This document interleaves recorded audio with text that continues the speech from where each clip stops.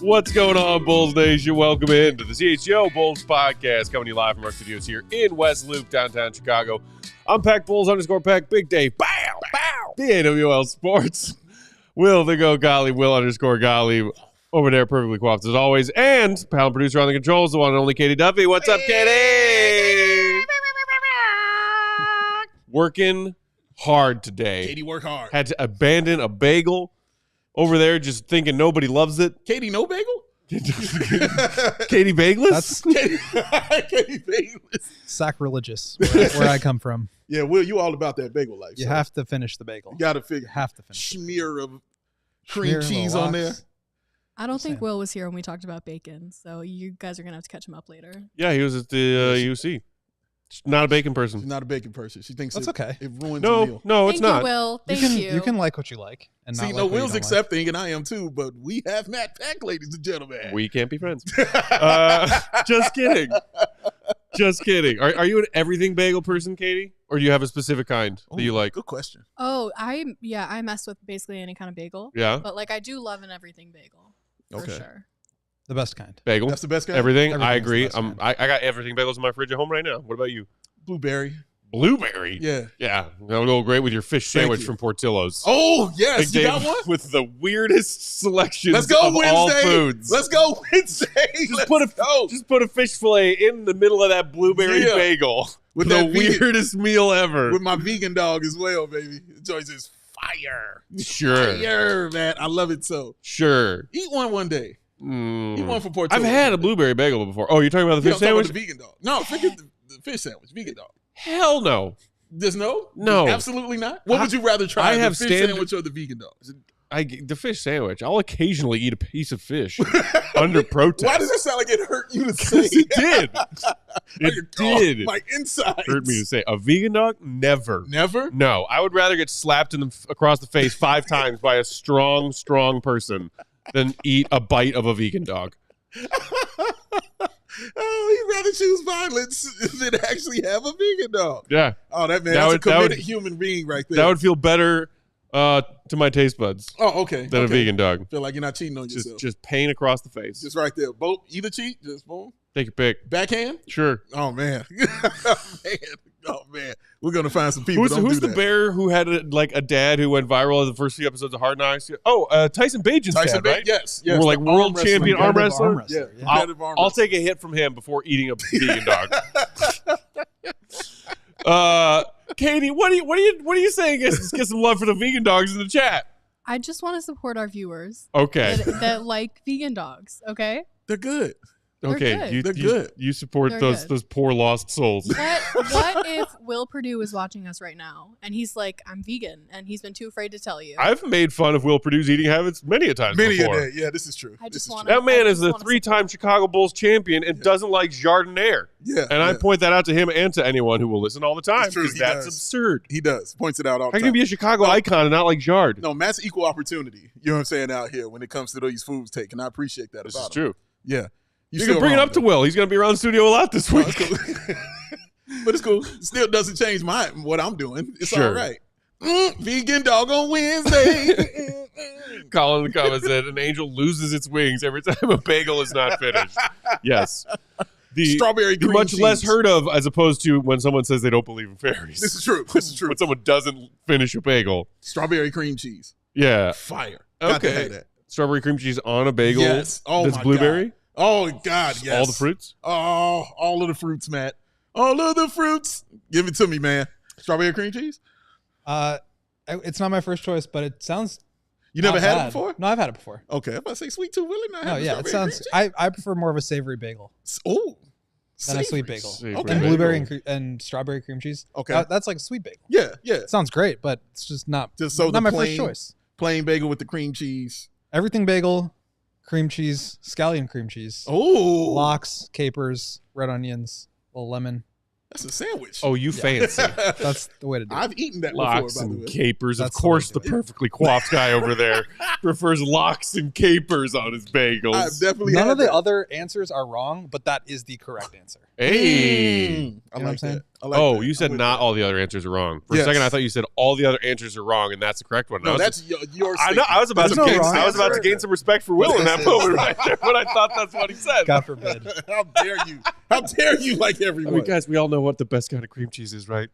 Because it's bacon cream cheese. Oh, Ooh, that does sound good. Bacon. Would you it- bring Katie some bacon cream cheese? if she'd eat it, yeah. She'd eat it. She'll try it. Anyway, hey, Bulls Nation, what are we talking about? Cream I cheese. like how easily distracted we can get. Stickle And guess the what? fly. Today, Stickle of cream cheese. Stickle of cream cheese. Today's kind of the last day that we're allowed to just have wild tangents that take up the first 5 to 7 minutes of the show. Yes, this is Because true. the NBA season, regular season, starts tomorrow night. Woo! The Bulls regular season starts the night after that. Very excited. Tomorrow's show, we're going to do a season preview.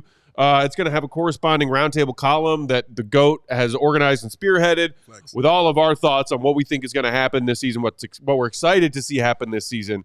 And we're going to talk through a lot of that stuff tomorrow with the whole crew. But in the meantime, we do have other stuff to get to today. Shout out to Colin and Force Within and everybody else hanging out in the comments. Hit that like button, whether you're a vegan dog person or not. That's nice. Before we dive into the biggest news of the day, which was today's deadline, 5 p.m. Central on Monday, October 21st, the deadline for rookies to sign their the class of what? 2020.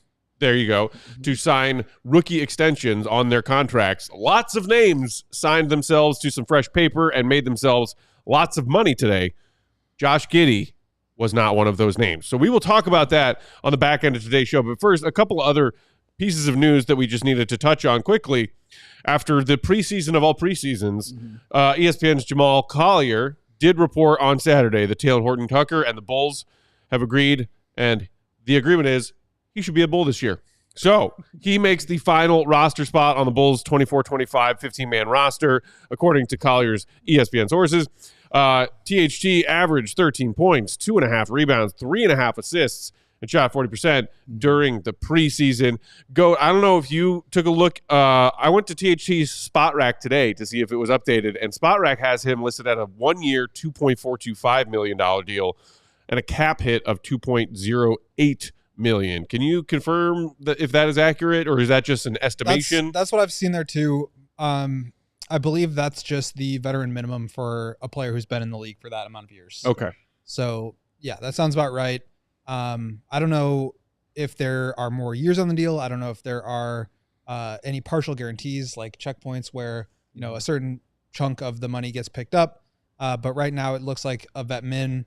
And I think, you know, that's fine. Like Talen Horton-Tucker, as we talked about, like clearly I think earned the right to be the 15th man on the roster. He outplayed Bidham, Lofton, EJ Liddell, and, you know, everybody else that was kind of in that competition.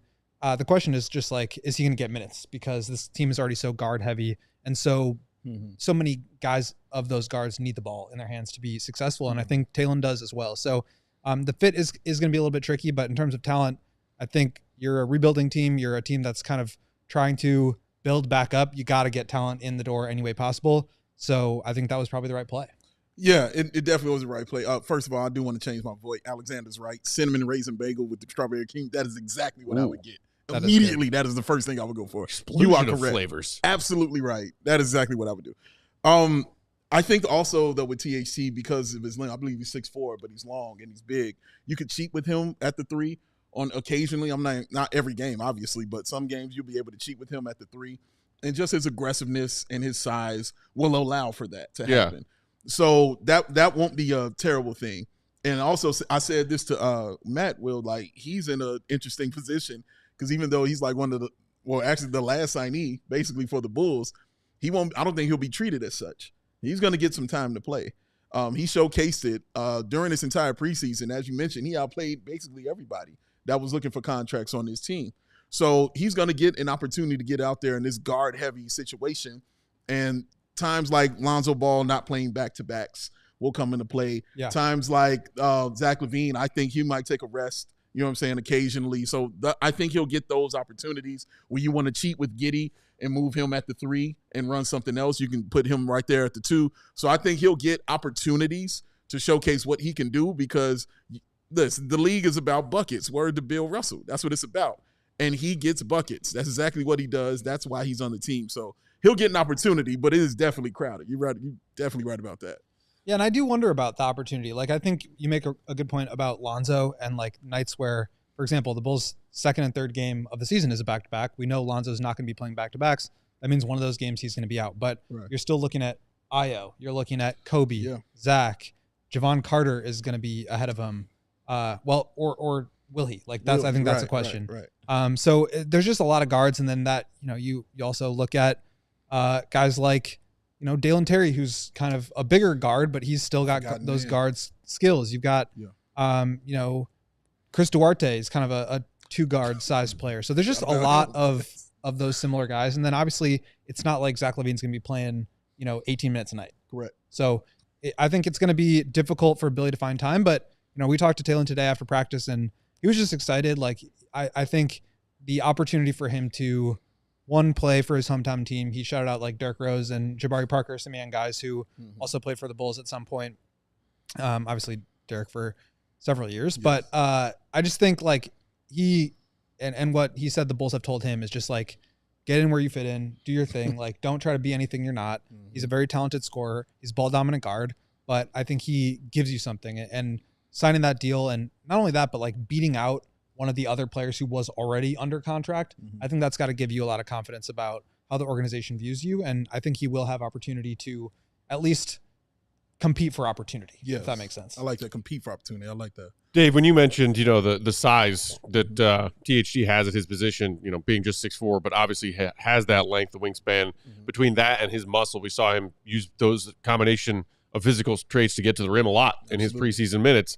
And just because I thought it was funny, and shout out, I can't remember who, somebody in our replies on Twitter from our team account, when, the Bulls announced their official team roster with names, positions, height, weight, date of birth, where they played college ball, earlier today. Somebody in our replies pointed it out about THT. Let me just ask you a quick question, trivia question. Who do you think on this Bulls roster comes in with the biggest weight number, as in how many pounds they weigh this season? Don't overthink the first answer. Okay, THC. Sonogo. No. Vooch. Vooch clocked in at 265. I'm guessing these are training camp weigh-ins that they did. Okay.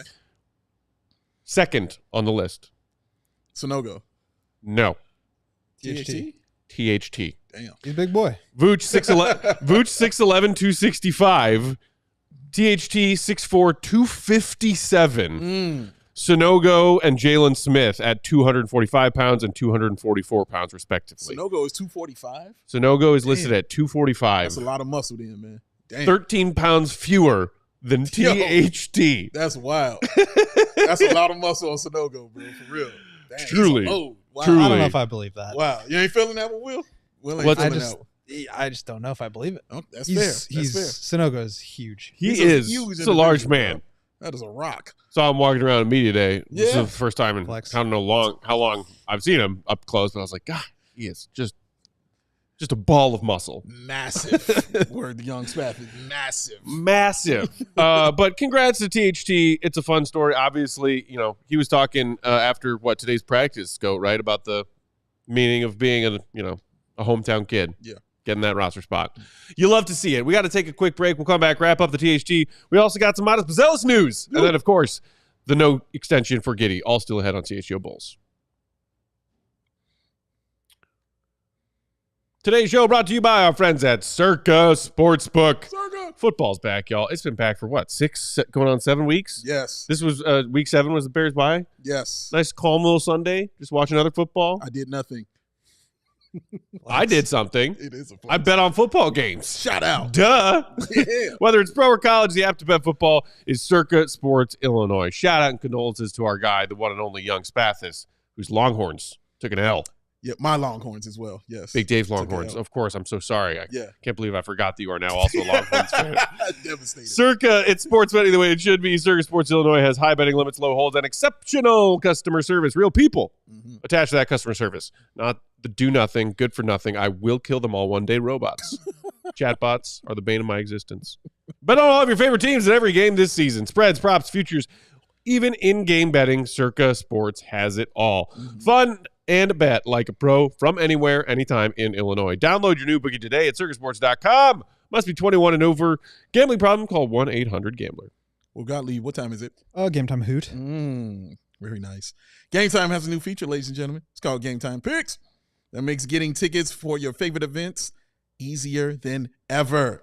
Game Time Picks filters out all the fluff to show you only incredible deals on great seats, so you don't have to waste time searching through thousands of tickets. Who wants to do that? The curation makes it easier to save more on sports, concerts, comedy, theater, etc. Whatever you want to see, Game Time Picks is just what you need. Of course, they got the all-in pricing. Of course, they got that lowest price guarantee, and the Matt, Peck, and Big Dave favorite, the seat views. Find out where you can stretch out your leg and also where you can go get a beer. We need to see it all, ladies and gentlemen, and that Game Time ticket coverage is awesome because your purchase is covered with the most flexible customer service policy in the ticketing industry. So take that guesswork out of buying tickets with Game Time. Download the Game Time app, create an account, use that code CHGO. Get yourself $20 off your first purchase. Terms apply. Terms apply. That's CHGO. Get yourself $20 off your first purchase. Terms apply. Terms apply. Download Game Time today. Do it. Because Katie Duffy. What time is it? Game time. Woo! Woo! Oh! The delayed move. Oh, the delayed. I like. Pause for dramatic effect. Well done. Speaking of dramatic effect, I want to let you guys know I ran a flash poll on YouTube. Yeah, Okay. how are those results looking? It's about the best type of bagel. Okay. Savory bagels are winning by 70%. Yeah. Sweet is just getting smashed. Should be It's all right. 100%. Smashed. So more sweet bagels. I saw somebody in the comments Correct. Sounds good. saying, like, sweet bagel, just eat a donut. If that's what you want. If you want sweet, there you go. Yes, Colin is correct. Aw. Savory bagel over sweet bagel all the time. Get I you a do love cinnamon raisin donuts. bagel, sir. Get you one in your life. Go ahead. And hand that cream cheese over. I bet THC is a fan of the cinnamon raisin bagels. He's fan of bagels, period. Baker's dozen. Go. What was your biggest takeaway from hearing what THC had to say today after it became official that he made this 15-man squad for the season? I don't know if I had any like big takeaways. I thought it was funny when somebody asked him like, are you getting are people like hitting you up for tickets basically? And he was like, I just send all those offers to my mom and she shuts them all down. So I think he's happy to be home. I think it's like, it's a cool opportunity. Yeah. And I mean, he was at one point a couple of years ago considered like one of the, exciting young players in the league. He was signed a big deal with the Lakers, Yeah. putting up big numbers. Mhm. Was he on the championship team in 2020? Yes. Yep. Absolutely he was. I mean, he had like, 1920. I think he had a lot of hype around him, and then that fell off a little bit in Utah. And obviously, he put up some numbers there, but He did. that team being like out of the glamour market Yes. and into a situation that was not really about competing at a high level, I think people kind of forgot about him a little bit to the Yeah. point where he was not really signed. I mean, he didn't have a job. He had to Yeah. compete for a job. So Yeah. I think he's excited to continue to do that. And he's still only 23. So 23. it's not like he's already played his best basketball. Yeah. Young with experience. Yeah. The AK way. And from here. Yeah. Other cool piece of news. This was announced this morning from Reebok's official social Can we do media one more account. roster thing just real quick before? Yeah, sure. that? Are there more because- roster things? Will, you about to announce No. something? Just it happened last weekend, and we didn't really get a chance to talk about it, unless maybe you guys did for a post game. But EJ Liddell signing the third two-way We spot. touched on it. Mm-hmm. Okay, if you guys are No, please. We didn't hear from the GOAT. Yeah, I we just didn't get your thought, take like, on it. I think I mentioned it when you guys asked me in Milwaukee, like, is it going to be THT or whatever? And I was like, why not EJ Liddell? Like, he's a big wing, he can switch, he's versatile. I asked Billy about him, and he was just saying, like, coming off of the knee injury, it's hard for a young player like that to get back to himself. And I think they want to give him that opportunity to be, a big wing who can defend, who can shoot some threes, who can switch. And I think that's the right kind of player you want to target with a two-way. So to me, like, I have no problem with the THT deal. I don't think it's, like I said, the best fit in the world, but he's got a chance to compete and, see if he can be so much more talented than the guys in front of him that he forces his way into the rotation. But to me, I think EJ Liddell is the kind of player that you need to be targeting as like a role player. Like I said, a bigger wing who can shoot, who can, defend the rim a little bit, who can switch, and somebody that you develop in that way. So I like that signing a lot. And I think he will have an opportunity to probably get some run in the G League, but then maybe get his way onto the court towards the end of the season. I think, in the past couple of years, we have not seen a lot of the two-way guys because the team has been in competition mode. Right. And now I think they're going to be in talent evaluation mode. And so I think that means that you might see a little bit more of the two-way guys down the stretch of the year. And I think all three of us were pretty high on EJ Liddell when he was coming into the draft. Yeah, that draft class. Yeah, I think we were all like, yes, when we actually got him and then now they signed him. Yeah, absolutely. I am for EJ Liddell, and hopefully he get back to what we saw, the kind of player, what made us so excited about him. Yeah, it's really cool that he's going to get a fresh start here and another opportunity with the Bulls because we all were high on him in that draft when we were evaluating prospects, talking about who the Bulls might take, and he fell and has had a really tough start to his NBA career. Yeah. So congrats to him for getting that other two-way spot. So the Bulls roster is a full 18 between the 15-man and the 3 two-ways. The 3 two-ways being DJ Stewart, shout out and congrats to him, Liddell, and Double Adama Sanogo. Double. And THT taking that 15th spot. Best of luck to owner Al Patim and Kenny Lofton Jr. Yes. Okay, other piece of news, Reebok signed our guy, Bulls rookie, 11th overall pick, Matas Buzelis, announcing it from their social media earlier today, welcoming Buzelis to the Reebok basketball family, saying that Matas comes from a family of hoopers where he inherited a contagious attitude and confidence that translates to a fearless game on the court. Come on, man. Welcome to the future of Reebok basketball. Nick DePaula, who covers like sneakerhead stuff for ESPN, amongst other outlets, also had a tweet about this saying that Matas is going to wear the brand's upcoming Engine A sneaker as Reebok prepares for a relaunch of its performance basketball category in 2025 and beyond. I love this.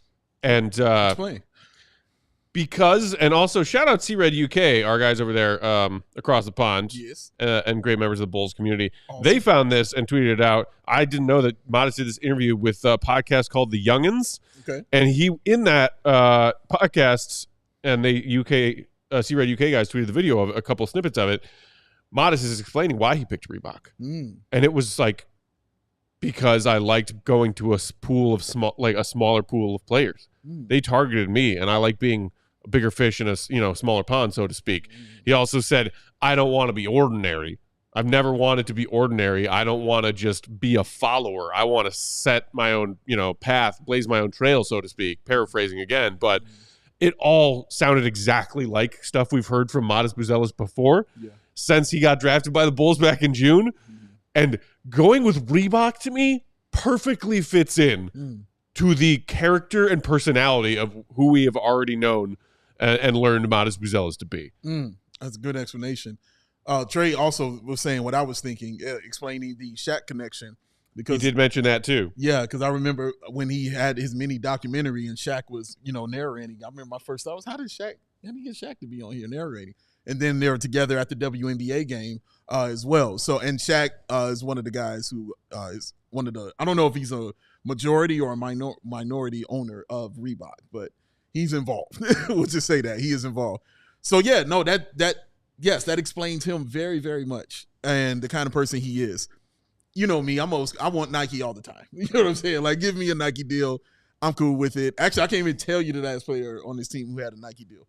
I got to think about that for a second. Yeah, been a minute. It's been a minute. New Balance guy. It's been a minute. It's been New Balance, been Adidas, and it's been now it's Reebok, and other guys having signature shoes and things like that.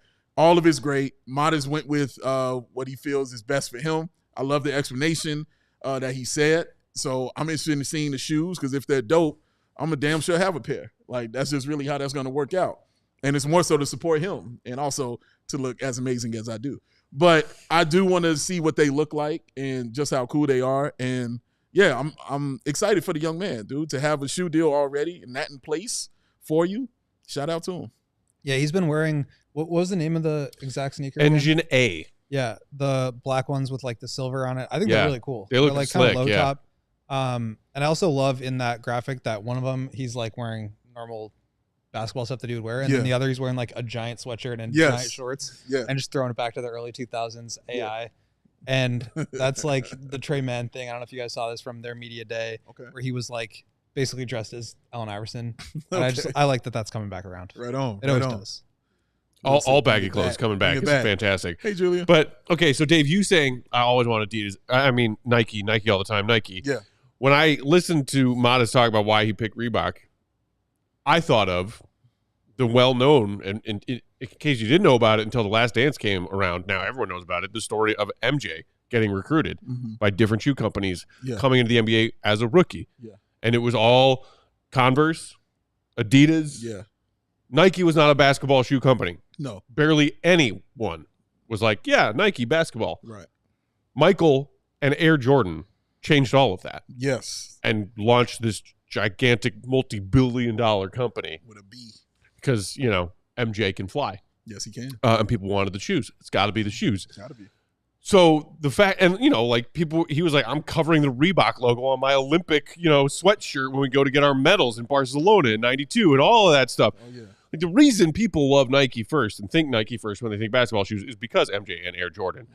But at the time, Nike was nothing. Yeah. And the advice of MJ's parents, it's in the doc. His mom talks about it. Shout out Dolores Jordan saying, Nike really wants you. They believe in you, and you are going to get a bigger cut of this pie because they want you. If you go to Converse, you're going to be one of a zillion in a school of tiny fish that they don't care about. Yeah. If you go to Adidas, they got some weird, funky stuff going on up at the C-suite executive level of who's running their company. No one knows what's going on in their company right now. True. Nike's the best deal for these reasons. Go with Nike. Yeah. So the fact that Matas is like, yeah, Reebok. I know everyone's talking about Nike and New Balance and whoever else. Nah, I'm taking a left turn here. I'm setting my own path. Yeah, because it is very Jordan-esque in a comparison and in a way that I don't think I'm being hyperbolic. It is very much the same way in which MJ went with Nike back in the day when Nike was really in the current world of basketball shoes and NBA shoes a nobody. Yeah, kind of betting on himself, which is the kind of thing you like. Yeah, I think that's a great explanation for it. And yeah, I think as long as it fits him and what he wants to do as far as basketball and maybe outside of basketball, maybe there's some other things within the deal that we don't know about that Reebok was willing to give him and hand over to him. And also that explanation also about Jordan is also in the movie Air, which I thought was excellent. Matt Damon, Affleck, Viola Davis. Damon and Affleck. Still making bangers. Yeah, still making bangers, man. Shout out. Viola Davis was amazing as a mother. So they explained it in there as well. You know what I mean? They showed the meetings and how they kind of went. And it's just really interesting to see that because you're right. Converse was the one. Everybody wanted to wear Converse shoes. Mike went against the grain. He said, no, I'm Michael Jordan. This is what it's going to be. So to him to go against the grain and bet on himself, I mean, you love that kind of stuff. I just love it. I love that kind of thing, man.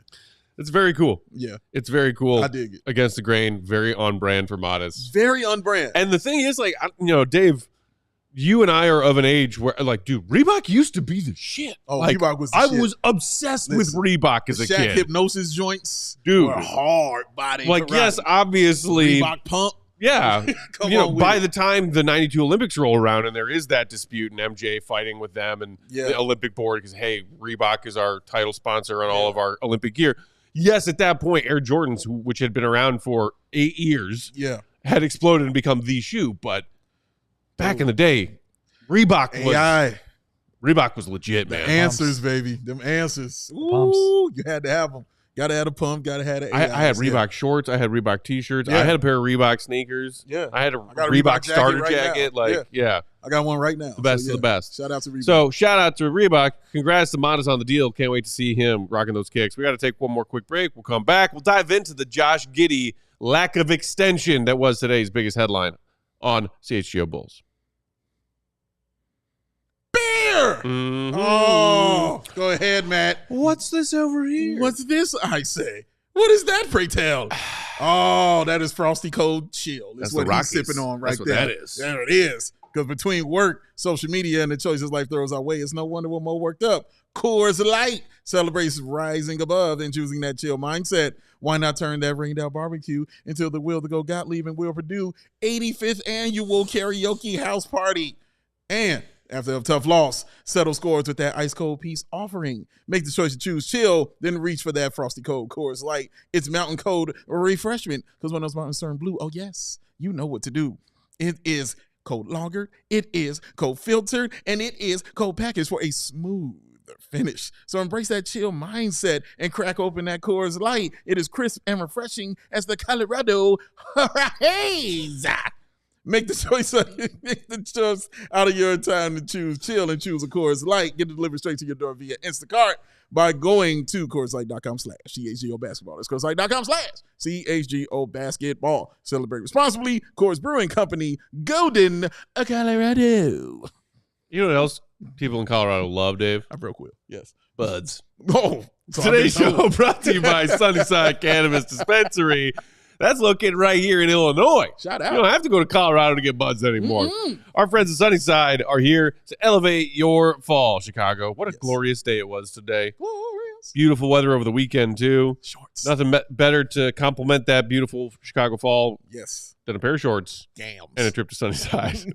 Sunnyside is your home for judgment-free cannabis shopping, y'all. They've got a crazy selection. I'm talking over 100 different strains to choose from when you walk in the door. Easy online ordering and in-store pickup. Stop in the store nearest you throughout this great state of Illinois for expert guidance from their staff and select from quality lines like Cresco and FloraCow. Also available now, we're talking limited time offer here. Check out Good News Island Vibes. Available in disposable vapes, 510 carts, and live resin gummies. Good News Island Vibes. Next level staycations. Go great. Yeah, man. Hand in hand. Destination relaxation. Again, Good News Island Vibes. What about Puff Puff Paradise? Good News Island Vibes. Visit Sunnyside.shop for bright buys every day, including, get this, 50% off. That's 50 on not your first two, but your first 3 online purchases. Enter promo code HICHGO at checkout to qualify. Exclusions apply. Sunnyside Cannabis Dispensary. Bright buys every day, only for 21 over and Illinois Med card holders. Right near the beach. Boy. Stick to my story. Samson Simpson. Why would I have this hat? We're in a lot of trouble, guys. All right, let's get down to business. Not to defeat the Huns, but to talk about Josh Giddey's contract. No. Let's defeat the Huns. Let's defeat the Huns. Do we need to defeat the Huns? Bring me a 14. I didn't know that the CHGO studios were under attack by the Huns right now. Man. That's news to me. Yes, Cuban B. Don't be cold and half baked while I'm sipping my beer. No, I'm sorry. I didn't know. I wasn't know. I'm about to spew my delicious icy cold Coors Light all over your face. All over that thing. My fault. It's okay. Okay, so those who may not have been in the loop, today at 6 Eastern, 5 p.m. Central, October 21st, was the deadline for those members of Josh Giddey's NBA draft class to sign their rookie extensions if they and their teams wanted to get those deals done. For example, I think one of the first dominoes to fall earlier today that Shams had was that the Pelicans, our foe out of the gate on Wednesday night in Game 1, and Trey Murphy have agreed on a 4-year, $112 million rookie contract extension. Thank you, Katie. That was the first one. And then more dominoes kept falling and kept falling and kept falling. And a couple of, deadline deals that got done at the midnight hour. Atlanta Hawks and Jalen Johnson, 5 years, $150 million. We got some Rockets action with Jalen Green and Alperen Şengün signing new deals. Who am I forgetting? Jaden Hardy and the Mavericks got a modest deal done. Jalen Suggs and the Orlando Magic, 5 years, $150.5 million. There's a big old number. Corey Kispert and the Wizards of Washington got a deal done.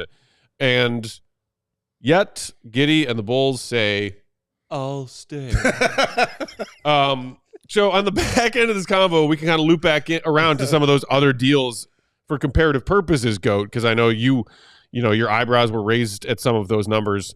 when we're talking about these players who are not like max rookie contract extension guys, but the second tier, the third tier of players where Giddey falls. But before we start, comparing all of those numbers to something that Giddey might be looking for and the Bulls might be willing to give him in the spring of 2025, what is the initial reaction to no deal getting done today? Yeah, I wrote about this. I think it just would have been a really tough deal for both parties to agree to, because you look at the situation from Giddey's perspective. It's like, okay, this team just traded for me. They're going to put the ball in my hands. I'm about to have a season where I put up some big numbers and really start to look like myself again. And at the end of the day, like, points, rebounds, assists gets you paid. And so, for him, it's like, why would I settle for, a bargain deal, a team-friendly deal, if I know I'm about to put up some big numbers and I have an opportunity to really prove myself that I'm not just a player that gets benched in the playoffs. I'm somebody that this team can build around moving forward. And so the risk in that situation is on him, though. He's got to be the one that proves it, because the Bulls have restricted match rights. So from the Bulls' perspective, the deal is, or the negotiation is like, okay, great. I understand you think you're going to put up some big numbers, and hopefully you do. Like, that would be great for us because we just traded an important piece for you. Yes. But at the same time, we've got Kobe White here. We've got Ayo Dosunmu. We've got Patrick Williams now. Matas Buzelis is in the picture. We have to figure out how you fit with those guys. This isn't just about what's a good deal for you. It's about, we're rebuilding here. And of course we want you to be a piece of that. We just traded an important piece for you. But why would we commit 4 or 5 years at $30 million, for example, in a situation where we're not sure how you're going to fit with those guys? Yeah. And so that puts the risk on the team if they agree to a deal. And so I'm sure, and this is not sourced or reported, but I'm sure from the Bulls' perspective, it was somewhere in the $20 to $25 million range. And Giddey's saying, I want somewhere in the, Emmanuel Quickley or Jalen Johnson, $30 to $32.5 million a year. Ooh. And the Bulls are just like not in a position to really be able to do that. And so I always thought that the gap there was too big. 2025, 30, 32. Maybe it doesn't seem like, $5 million. Maybe you meet at 27.5. Sure, that could have happened. But I think for Giddey, the potential for him to make even more than that next summer is probably, pushing him towards not wanting to sign a deal. And for the Bulls, it's like, okay, is there really anything you can do during the course of this year that makes you go from $30 or $32 million to, $40 million a year? Right. Probably not. Yeah. Right. So, I hope the Bulls are probably thinking, we'll let the market dictate your value. We'll either sign a deal before you become a restricted free agent. So between the end of the Bulls season and the start of the new NBA calendar year, which is July 1st, which is what they did last year with Patrick, or this year with Patrick Williams. They signed him before he became a restricted free agent. Or they could let it get into restricted free agency, and they could still sign a deal with him first, the way that they did with Kobe White when they signed him after the extension deadline window and into the new season, but before another team could come in and offer him a deal. Or you say, look around the league. There's maybe 1 or 2 teams that are going to have cap space next year. The Nets and a couple of these other teams that are probably not going to be really looking to give Giddey a massive offer sheet. Like, maybe they can, use that leverage to get a better deal on Giddey. And I think, to me, because you always have match rights, even if somebody comes in and offers him 35, you either say, okay, great, you can take him because we'd rather just not have that contract on our books. Yeah. Or we can say, actually, what Giddey did this year was worth $35 million to us. Let's go ahead and match that deal. Right. And so I think this it keeps the risk on the side of the player. And from the team perspective, which is the way I'm looking at this, you always want to put yourself in a position where you're not overburdened with a bad contract, or you're putting yourself at risk by downside, by him, being more of the player that he was towards the end of last year with you guys now than, the version of him that you hope he can be. But since there is that risk there, I think it was smart for them to wait and let the season play out and see what he looks like on this team.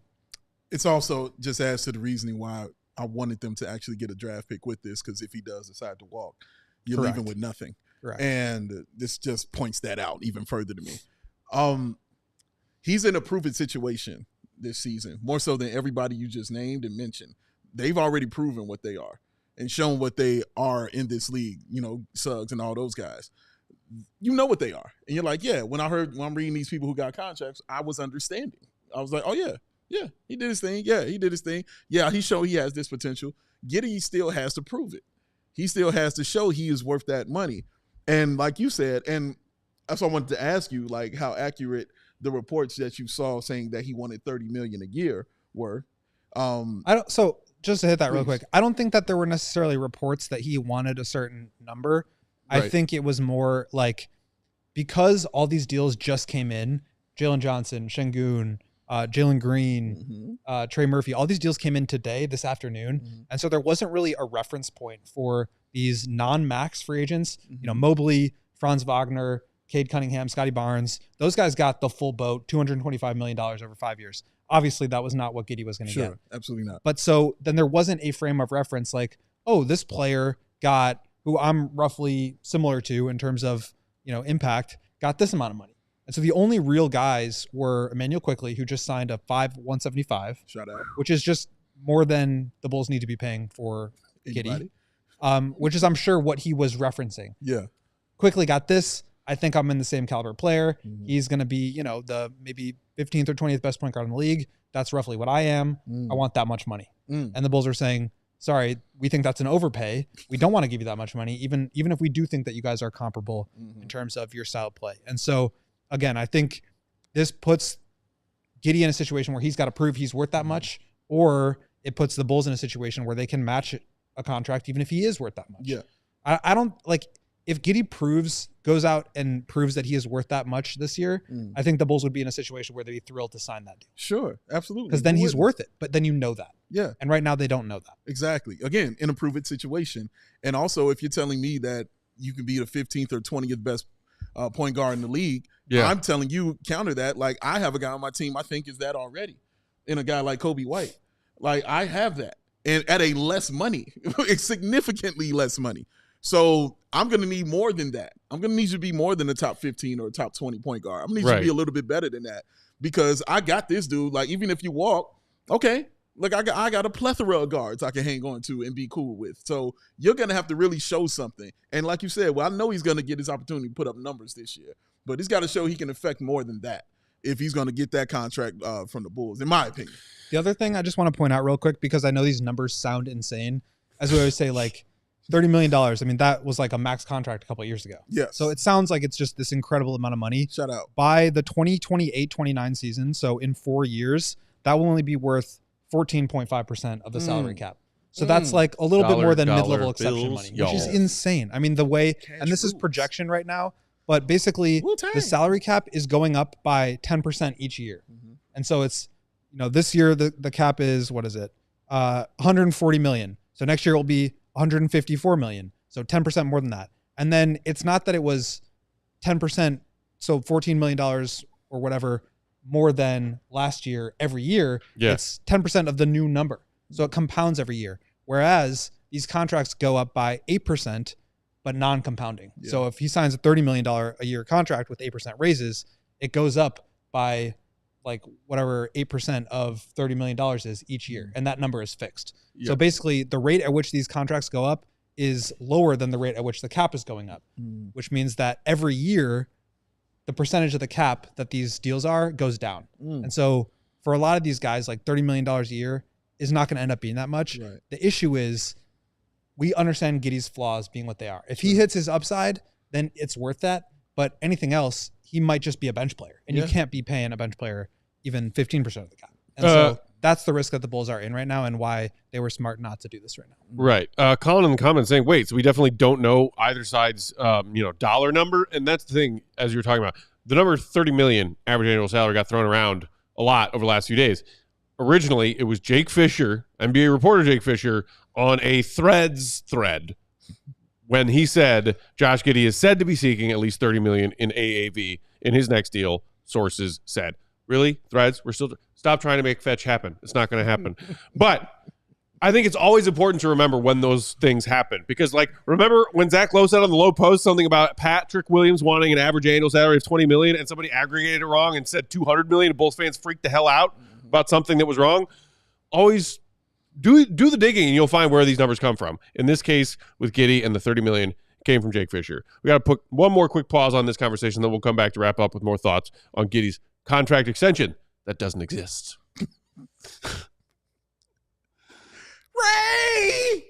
Ray Chevy, y'all. Oh, It's bigger. It's better savings. And save it on your next. Because guess what? It's Cartoberfest. It's going down right now at Ray Chevrolet. Head in today. You can get some hay to shop there. Huge selection of new Chevy the other part of this bottle. Huge Chevy models at new low prices right now. Take $3,000 up to $12,000 off MSRP on most new Chevy models, or cruise through fall your own way. Go your own way. And shop over 125 of their vehicles priced under $20,000. As one of the top selling Chevy dealers in the Midwest, you'll always be able to shop one of Chicagoland's largest Chevy inventories. Visit our partner this October at their location on Route 12 in Fox Lake or at raychevrolet.com. And if you've heard of Ray Chevrolet, then of course you've heard of Ray's Price Promise. It's their guarantee to make your next vehicle more affordable than ever, with no price changing, no add-ons, and no hidden fees ever. That means the incredible prices that we're talking about right now, you can expect to see the same ones when you're shopping or you're online shopping with Ray Chevy, y'all. So shop Cartoberfest all month long by visiting Ray Chevrolet in Fox Lake or raychevrolet.com. They've been serving the community since 1963. Together, let's drive. Today's show also brought to you by Reebok Activewear. Guys, it's quite simple. Reebok has the best fit and the best feel. The quality of the gear just speaks for itself. Their performance polos perform better in the heat than any other polos. They're moisture wicking, so the polo doesn't stick to you and has a really nice stretch. Their everyday shorts are also perfect for the combo for a day on the move. They look clean, but use comfort of an elastic waistband. And we always know, hey, guess what? I'm wearing some shorts right now. I should be wearing my Reebok shorts right now. Dave's games are out. Don't you want a classic look and the comfort of an elastic waistband? I always want that. I'm not currently wearing an elastic waistband. And I question why I left the house this way, like always. With fall here arriving in Chicago, what better item to prepare for the season than adding one of their performance hoodies to your closet? They're the softest items that Reebok has to offer. We can't take them off, even now in this Chicago heat. It was 80 degrees today. What the hell? But nevertheless, you got to check out their performance polos and their performance hoodies. So if you want a little discount, use promo code CHGO Bulls 20 at Reebok.com for a generous 20% off your first order. That's spelled RHOBACK.com. 20% off all polos, all hoodies, and shorts with that promo code CHGO Bulls 20. That's CHGO Bulls 20. Make sure to check them out, and they will get you ready for whatever travels and activities you have on deck. Reebok.com. Roll back. Moisture wicking. Great little turn of phrase there. Yes, it is. And yes, it is. Important. Means something to me. This is someone who brings like sweat cloths when we go out to Vegas for Summer League. All day, every day. That's what I do. So when I hear moisture wicking, I'm all about that life, baby. Bring it on to me. Indeedy. Okay, so diving back into the Giddey stuff, as I said, Jake Fisher threw out that $30 million number that supposedly is what Giddey and his team are looking for. I noted in a tweet of Casey Johnson's the other day after the THT news went final. He said the next thing on deck, obviously, is figuring out an extension or no extension for Giddey. Casey Johnson said that a gap remains in those talks between Giddey and the Bulls, according to his sources.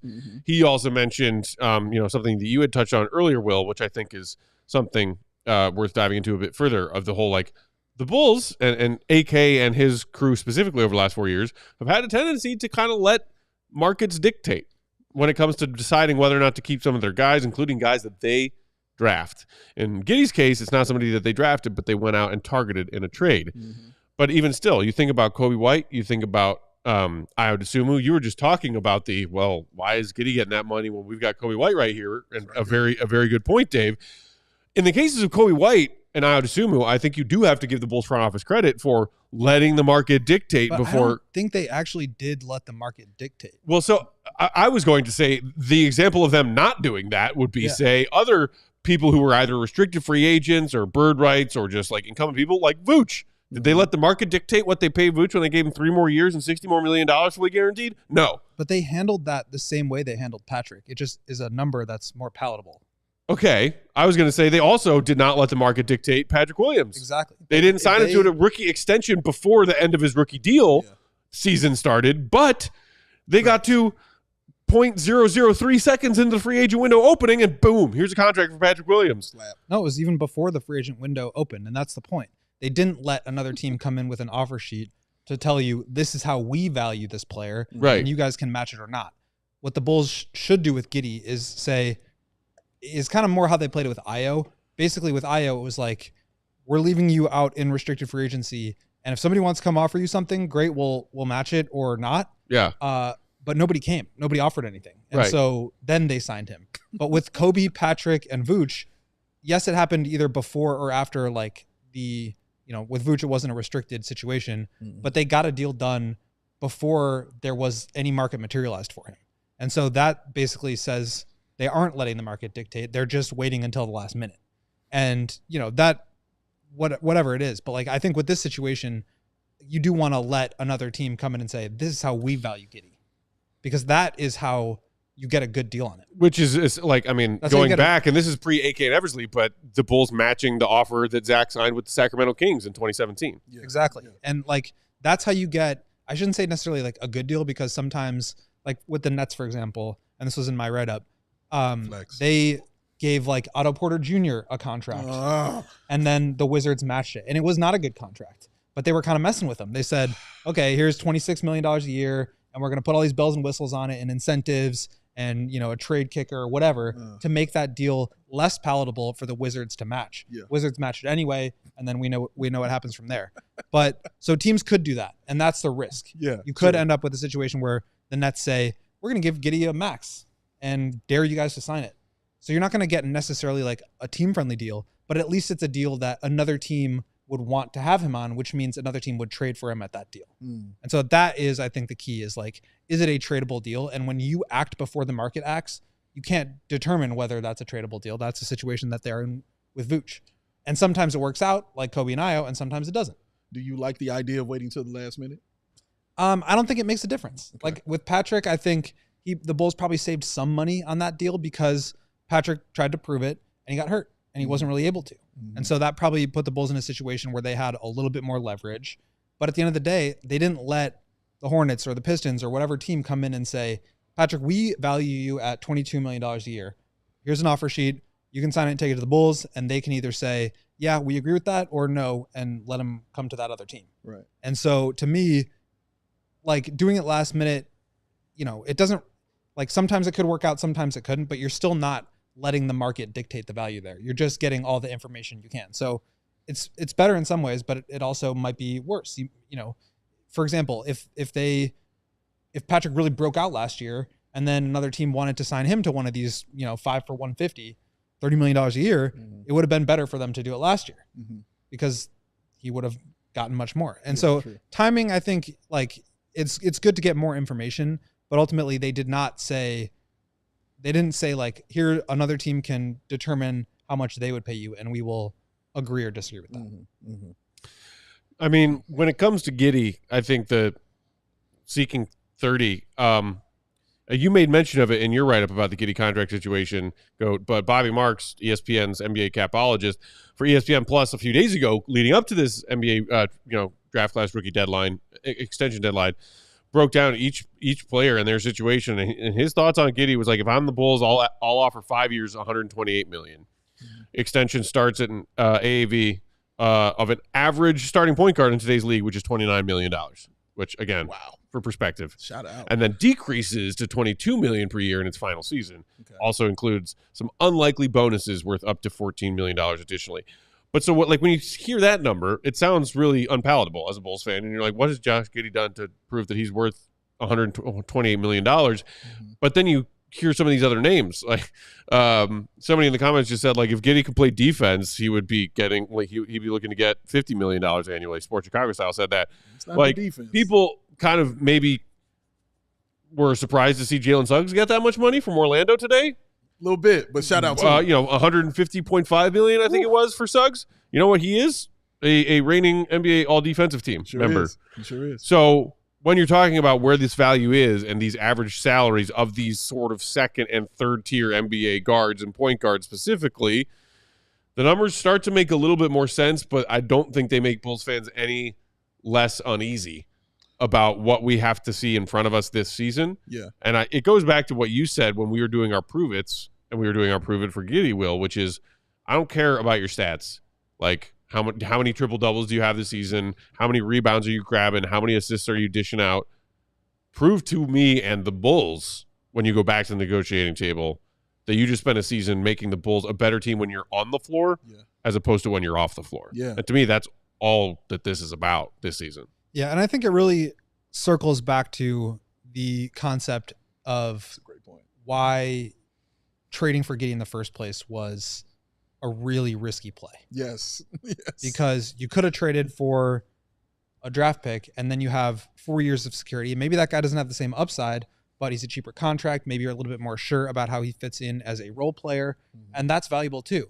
So I understand why the Bulls are taking big swings. And like, to me, as we've talked about with draft picks, it is the most important thing is finding the guy. Yeah. And so if you feel like Giddey can be the guy, then I understand, go for it. But the problem is we've already seen that he has these flaws. And so now you have to determine, one, how it fits with your team, two, how it fits long-term and his ability to grow and develop and potentially turn some of those flaws into things that are strengths or at least neutral. And three, how it fits in with the rest of your cap situation moving forward. And that's, I think, the other key here and why this is difficult and why it was right to wait is the Bulls have a situation with Kobe and Io where those guys are on really market-friendly deals, right? Those guys are giving you more production than what they're being paid. Sure. And that means they're going to have low cap holds when their contracts expire in 2 years. I believe Kobe's is about $24 million and Io's is about 14, which means that's kind of like the placeholder on your cap sheet before they sign.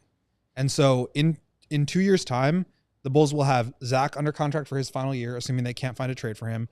Patrick, Jalen Smith, Matas Buzelis, and Julian Phillips. Obviously, they'll have 2 more draft picks in that time, assuming they keep those picks. But that's not a lot of money on the books, even with Zach LaVine's contract, if you aren't able to move that.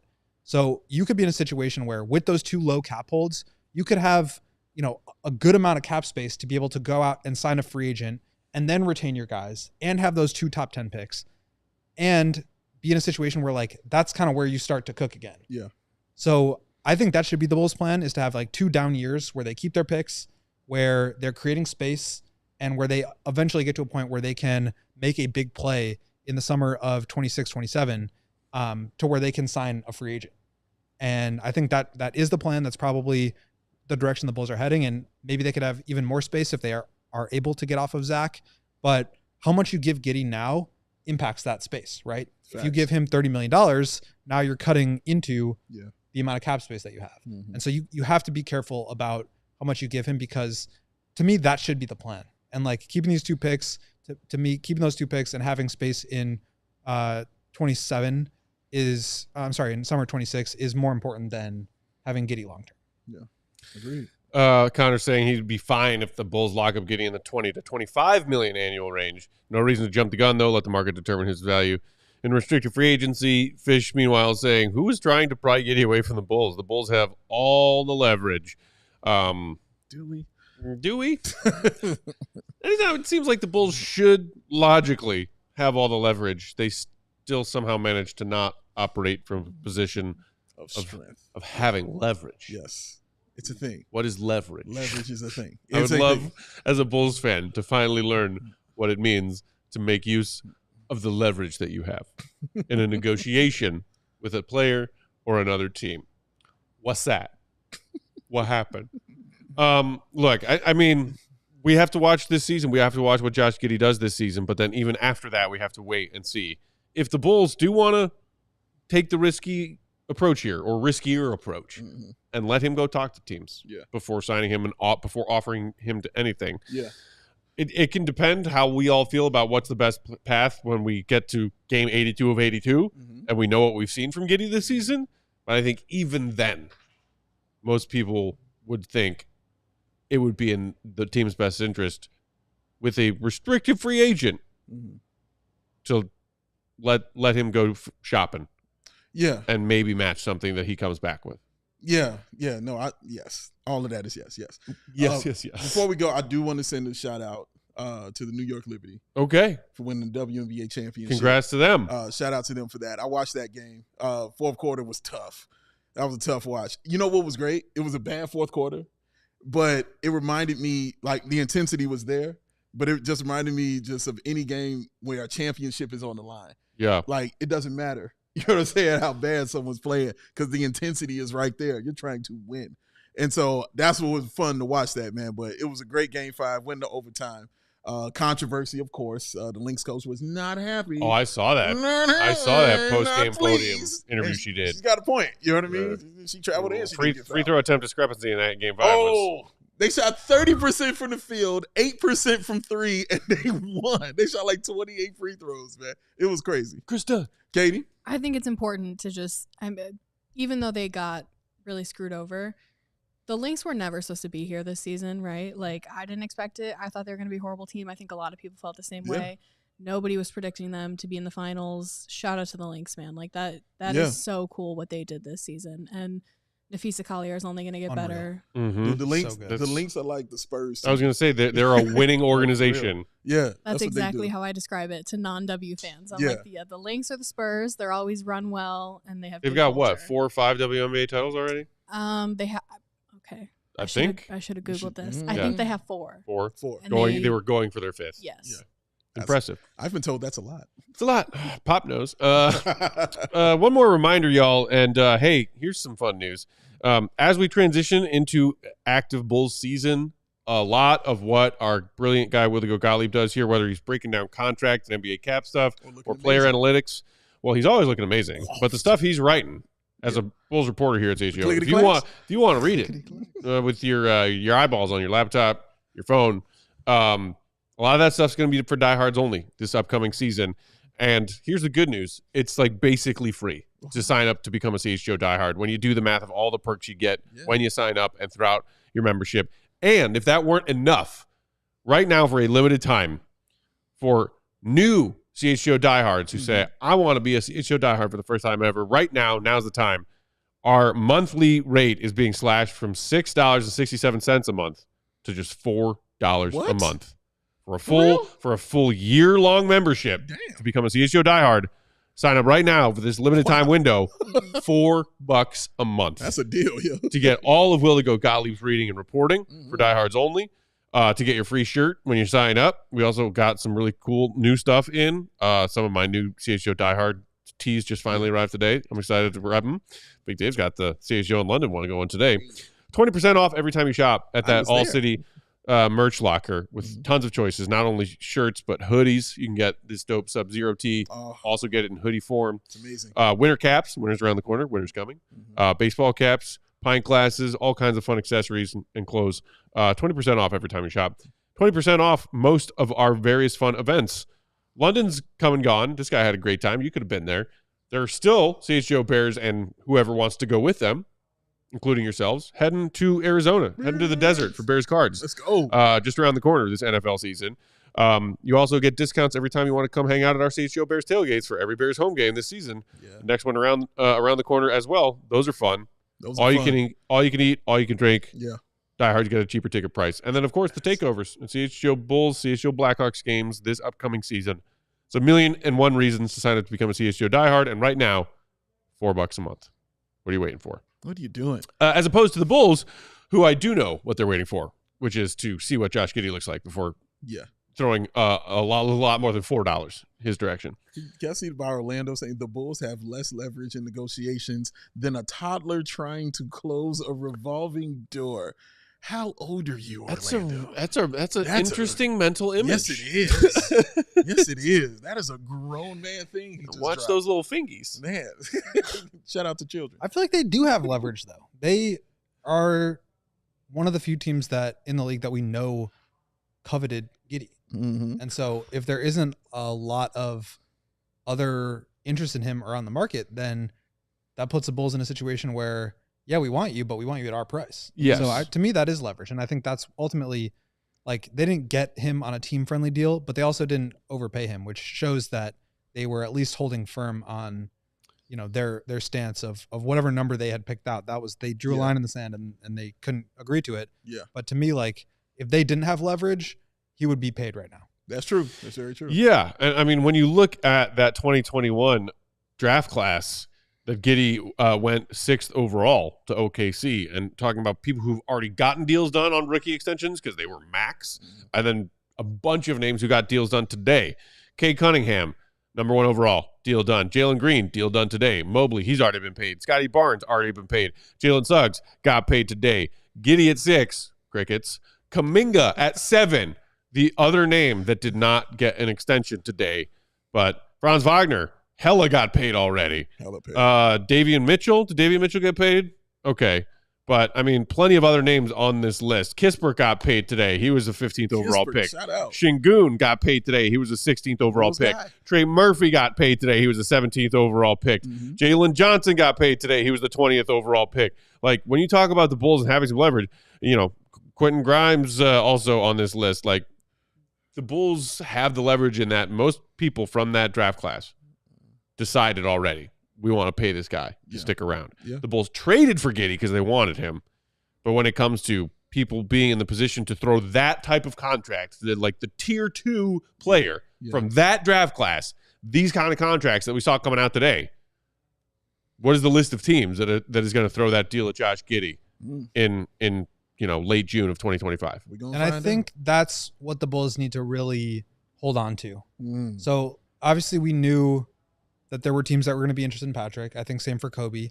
And so in that situation, it makes sense to, if you feel like you can get him at a good number, act fast, right? That's where you want to get ahead of another team offering him potentially more and putting you in a situation where now you've got to match Patrick at $22 or $25 million, which you don't want to do.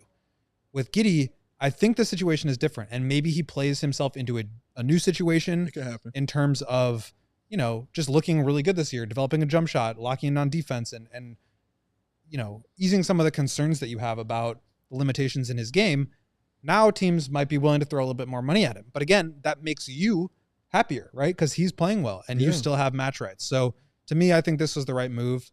For Giddey, would he, like, in reality, if you have, 125 available to you, just sign the dotted line, like $125 million, that might be hard to pass up, but he clearly believes in himself to where he can get more than that. And so that is the, push and pull in this situation, and we'll see how it plays out. But I think there's obviously some risk in not doing it for the Bulls, but I think they effectively put the risk onto Giddey, which is I think the right approach for the organization. Telling them to prove it, basically. Yeah. Exactly. We are out of time and then some. Thank you, everybody, for hanging out with us today. And always, we appreciate it every single time you choose to join us and spend some of your valuable time with us here at CHGO Bulls. Hit the like button if you're watching on YouTube and haven't done it yet. Do it before you head out.